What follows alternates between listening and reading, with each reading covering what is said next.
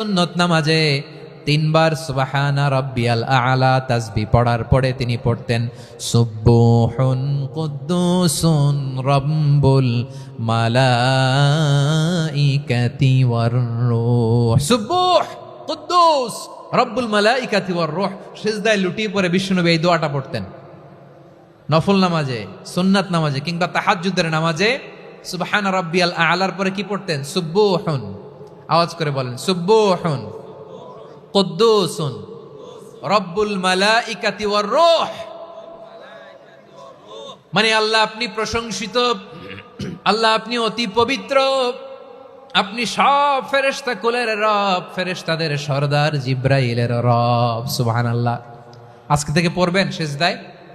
হ্যাঁ, বারোখালীবাসী পড়বেন নাকি হুজুর নামাজে তো পড়ি না? হ্যাঁ, এরকম নফল নামাজে